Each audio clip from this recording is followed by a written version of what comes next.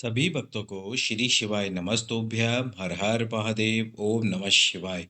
तो जैसा कि आप सभी जानते हो कि वैशाख पूर्णिमा 23 मई के दिन पड़ रही है।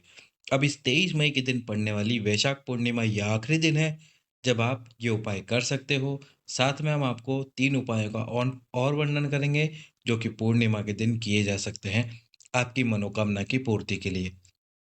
यदि अभी भी आपके उपाय नहीं कर पाए, अभी भी आप ये वीडियो देखने में लेट हो गए, तो फिर अगले साल ही वैसाख का महीना आएगा 2025 में।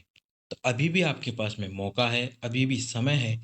एक अंतिम प्रयास जरूर करें। हो सकता है कि ये अंतिम प्रयास आपको पूर्ण संतान की प्राप्ति करा दे।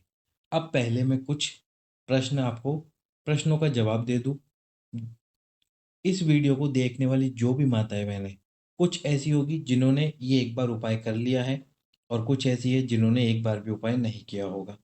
जिन्होंने एक बार उपाय कर लिया है उनके लिए मैं एक बात बोलना चाहूँगा। आपने ये कहावत सुनी होगी कि कभी कभार चाबियों के गुच्छे की अंतिम चाबी, जैसे कि मान लो कि कोई चाबी है जिसके अंदर कोई छल्ला है जिसके अंदर कुल 20-25 चाबी है और हमारे सामने एक ताला है। अब इस ताले को खोलने के लिए हमको इन इन सभी चाबियों में से एक चाबी की आवश्यकता पड़ने वाली है।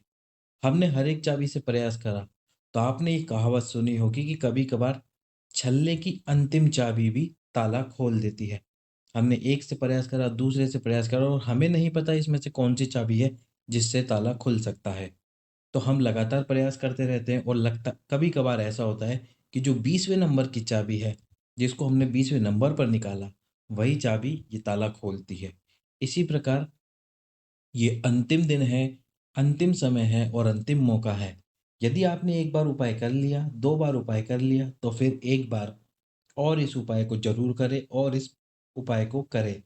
क्योंकि क्या पता कभी कभार अंतिम चाबी ही आपका ताला खोल दे, यानी कि आपका भविष्य, आपकी जीवन संवार दे। जिन माताओं बहनों को 20-25 साल से, 15 साल से, 8 साल से या कितने भी समय से संतान नहीं हुई है, क्या पता उनका ताला ये आखिरी दिन वैशाख पूर्णिमा के दिन जो कि 23 मई 2024 को पड़ रहा है उस दिन खुल जाए। तो मेरे कहने पर आप एक बार और प्रयास करें, एक बार और कोशिश करें इस उपाय के लिए। हो सकता है मेरा भोले बाबा, मेरा महादेव आप सभी की मनोकामना सुन लें। और एक आपसे विनती कि आप इस वीडियो को लाइक करें, चैनल को सब्सक्राइब करें और वीडियो को अधिक से अधिक लोगों के पास में शेयर कर दें, ताकि जो भी माता बहन ये वीडियो देखे और आपके शेयर करने से उन माताओं तक ये वीडियो पहुंच जाए जिनको इनकी सबसे ज़्यादा आवश्यकता है। अब उपाय कौन सा है?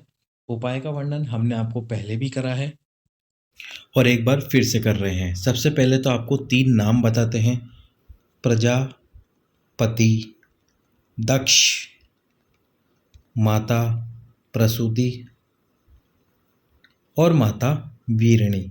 ये 3 नाम आप अच्छे से ध्यान कर लीजिए, अच्छे से याद कर लीजिए। पूर्णिमा 23 मई को शाम 7:22 तक ही है। यदि इसके बाद आप उपाय करोगे तो उपाय सफल नहीं हो, तो इसलिए ये समय ध्यान रख लो, शाम यानी कि प्रदोष काल में 7:22 तक ही है। 7:20 पे सूर्य अस्त हो जाता है, तो उसके 2 मिनट बाद तक पूर्णिमा है। तो इसलिए आप इस बात का ध्यान रखें कि इस समय से पहले पहले पूर्णिमा के दिन ये उपाय कर ले। 2 कलश, एक तांबे का कलश, एक मिट्टी का कलश ले लीजिए। दोनों को जल से भर लीजिए। पति और पत्नी दोनों इस प्रकार से कलश को लेकर घर से निकलिए।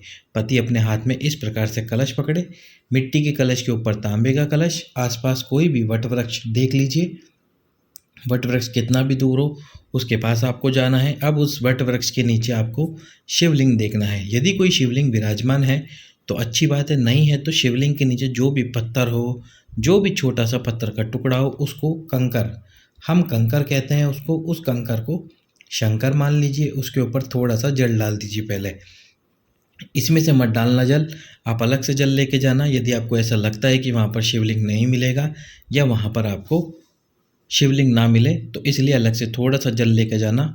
और यदि शिवलिंग मिल जाता है तो बहुत अच्छी बात है। साथ में एक छोटी सी प्लेट, कटोरी या कुछ लेके जाना, ताकि उसमें आप इस शिवलिंग को विराजमान करो। और फिर सीधे हाथ में, पति सीधे हाथ में ये कलश ले मिट्टी का, उल्टे हाथ में ये तांबे का कलश ले। अपने हाथ में दोनों कलश लेकर बाबा से प्रार्थना करें, प्रजापति दक्ष से प्रार्थना करें, माता प्रसूति से प्रार्थना करें। एक बात और आपको बताता हूँ। आपने अस्पतालों में देखा होगा प्रसूति गृह, वो जो प्रसूति गृह वो किन के नाम पर है? प्रसूति गृह वो ये माँ प्रसूति के नाम पर ही है। ये माता प्रसूति की 60 कन्याएं थी जो प्रजापति दक्ष की पत्नी थी। उन माता प्रसूति के 60 कन्याएं थी और माँ आद्य शक्ति जगत जननी ने भी उनके ही गर्भ से जन्म लिया था। तो ये आपके ऊपर कृपा करे और आप सभी माताओं बहनों की झोली भर जाए। यही मेरी बाबा से कामना है, ताकि आपको जल्द से जल्द पुत्र प्राप्ति, संतान प्राप्ति हो। फिर आपको ये तीनों का नाम लेना है। कौन से? प्रजापति दक्ष, माता वीरिणी और माता प्रसूति का नाम लेकर सीधे हाथ में मिट्टी का कलश, उल्टे हाथ में तांबे का कलश पकड़कर जो भी शिवलिंग हो या अपने कंकर या शंकर को शंकर मानो, उस पर जल समर्पित करना तीनों का नाम लेते हुए। फिर इसके बाद में जो आपने प्लेट में रखा है शिवलिंग, उस शिवलिंग में से उस प्लेट में से शिवलिंग को निकाल कर रख देना। उस प्लेट में जल होगा शिवलिंग से चढ़ा हुआ, उसको पति और पत्नी दोनों को 3 बार यही नाम लेते हुए आचमन करना है। अब ध्यान से समझो, ये 3 बार का मतलब होता है आपने एक बार अपने हाथ में जल लिया, फिर आपने तीनों नामों का स्मरण किया। प्रजापति दक्ष, फटाफट बोल लेना, प्रजापति दक्ष, माता प्रसूति और माता वीरिणी। या धीरे धीरे भी बोल सकते हो, प्रजापति दक्ष, माता प्रसूति और माता वीरिणी मुझे संतान प्राप्त कराए। फिर दूसरी बार अपने हाथ में लो, तीसरी बार अपने हाथ में लो और इस प्रकार से पति और पत्नी दोनों इस जल का आचमन कर लो। पहले उपाय कर चुके हो तो भी एक बार और प्रयास करो, हो सकता है ये अंतिम प्रयास आपको 2025 में संतान प्राप्त करा दे। अब हम चलते हैं हमारे दूसरे उपाय की तरफ, जो कि है पूर्णिमा के दिन किया जाने वाला उपाय। यदि आपकी कोई विशेष कामना है, उस विशेष कामना को आप पूर्ण करवाना चाहते हैं, तो एक अक्षत का दाना, अक्षत यानी कि जिसको हम चावल कहते हैं आम भाषा में, इस एक अक्षत के दाने को भगवान शंकर के शिवलिंग पे समर्पित करो। शिवलिंग पे अक्षत समर्पित करते समय आपको चंद्रमौली महादेव का स्मरण करना है। कौन से महादेव? चंद्रमौली महादेव। इसके बाद में आपको चंद्रमौली महादेव के नाम से वो अक्षत समर्पित करना है। फिर उस अक्षत के ऊपर आपको एक बेलपत्र समर्पित करना है जिसकी डंडी आपकी तरफ हो। और ये जो बेलपत्र आप समर्पित करोगे, इस बेलपत्र को समर्पित करते समय भी आपको चंद्रमौली महादेव का स्मरण करना है। फिर एक कलश जल चंद्रमौली महादेव के नाम से आपकी मनोकामना बोलते हुए समर्पित कर दीजिए। मेरा महादेव, मेरा भोले बाबा आपकी वो मनोकामना जो अगले महीने पूर्णिमा आयु से पहले पूर्ण कर देंगे। अगला जो उपाय है वो है रोग मुक्ति के लिए वैशाख महीने की पूर्णिमा के दिन। अब जैसा मैंने आपको बताया कि 23 मई को वैशाख पूर्णिमा समाप्त हो जाएगी, तो ये उपाय आपको करना है 22 मई के दिन। 22 मई के दिन रात्रि में क्या करना है, एक पीपल का कोमल सा पत्ता ले लेना है। अब इस पीपल के कोमल से पत्ते पर थोड़े से आपको अक्षत रख देने हैं। थोड़े से अक्षत रखकर इस पत्ते को आपको आपके घर के मुख्य द्वार पर बाहर की तरफ रख देना है। लेकिन जो रोगी व्यक्ति है उसके ऊपर से पहले 21 बार इस पीपल के पत्ते को घुमा लेना है, यानी कि उतार लेना है। 21 बार उस व्यक्ति के ऊपर से घुमाकर उसको घर में बिठाकर उसके ऊपर से 21 बार इस पीपल के पत्ते को घुमाना जिस पे आपने अक्षत रख रखे हो, कुंदकेश्वर महादेव के नाम से। कौन से महादेव? कुंदकेश्वर महादेव के नाम से। और फिर इस पीपल के पत्ते को आपको आपके मुख्य द्वार, जो घर का मुख्य द्वार है, उस पर रख देना है। अंदर की तरफ रखना थोड़ा पत्ता, ताकि कोई बाहर से इस पत्ते को ले नहीं। अंदर की तरफ उस पत्ते को रख देना रात्रि भर। और रखना कहाँ पर है?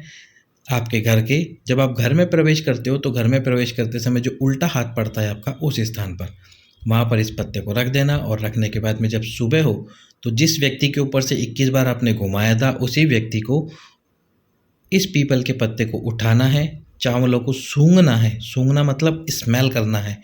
सूंघना है, SMELL, स्मेल सूंघना है। और उसके बाद में इस पत्ते को बहती हुई नदी में, बहते हुए जलाशय में विसर्जित कर देना है। अब मुझे पता है माताएं बहनें प्रश्न डालेगी, भैया हमारे आसपास में नदी नहीं है, हम क्या करें, हम कैसे प्रभावित करें इसको नदी के अंदर? तो उनके लिए सिंपल सी बात, अपने घर में ही एक पात्र में, बाल्टी में, बड़े पात्र में जल भरो, उसमें इस पत्ते को विसर्जित कर दो। 5 मिनट, 10 मिनट, 15 मिनट बाद में इस पत्ते को, जिस पात्र में आपने जल भर रखा है और उस पात्र में जो पत्ता आपने विसर्जित किया है, उस पात्र के जल को किसी बेलपत्री के वृक्ष के नीचे या किसी बड़े वृक्ष के नीचे डाल दीजिए, बाबा से कामना करते हुए कि आज ये पत्ता और जल इस वृक्ष के नीचे डाल रही हूँ या डाल रहा हूँ, मेरे सारे रोग इसी तरह से समाप्त कर देना। अब इस वीडियो के अंतिम उपाय की तरफ हम चलने वाले हैं। अंतिम उपाय जो कि है 5 दीपक वाला उपाय, जो आपको प्रज्वलित करने हैं। मिट्टी के दिए और साथ में आटे के दिए भी आप प्रज्वलित कर सकते हैं, और जिसमें आपको लगानी है लंबी बाती, डालना है घी, और लंबी बाती और घी लगाकर भगवान शंकर के सामने आपकी मनोकामना बोलते हुए प्रज्वलित करना है। पूर्णिमा के दिन समय मैं आपको बता चुका हूँ, 7:22 से पहले पहले शिव मंदिर में, भगवान शंकर के मंदिर में 7:22 से पहले पहले लंबी बाती के 5 दीप भगवान शंकर से कामना करते हुए, धन की कामना करते हुए, और साथ ही साथ में धन कामना के साथ ही साथ में आपको कामना करनी है पुत्र प्राप्ति की। ये कामना करते हुए आप 5 दीप प्रज्वलित कर दीजिए।